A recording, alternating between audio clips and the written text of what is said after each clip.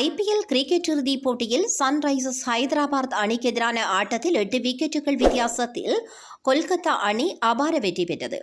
17வது IPL தொடரின் இறுதிப் போட்டி கொல்கத்தா நைட் ரைடர்ஸ் மற்றும் சன்ரைசர்ஸ் ஹைதராபாத் ஆகிய அணிகளுக்கு இடையில் சென்னையில் நேற்று இரவு இடம்பெற்றது.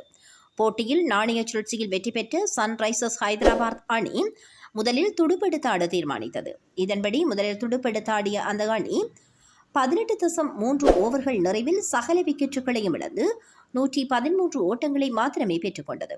இந்நிலையில் 114 ஓட்டங்களை வெற்றி இலக்காக நோக்கி துடுப்பெடுத்தாடிய கொல்கத்தா நைட் ரைடர்ஸ் அணி 10.3 ஓவர்கள் நிறைவில் 2 விக்கெட்டுகளை மாத்திரம் இழந்து வெற்றி இலக்கை அடைந்தது.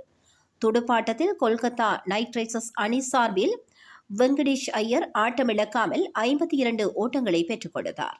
இதன் மூலம் ஹைதராபாத் அணிக்கு எதிரான ஆட்டத்தில் 8 விக்கெட்டுகள் வித்தியாசத்தில் கொல்கத்தா அணி அபார வெற்றி பெற்றதுடன் சாம்பியன் பட்டத்தையும் கைப்பற்றி அசத்தியது.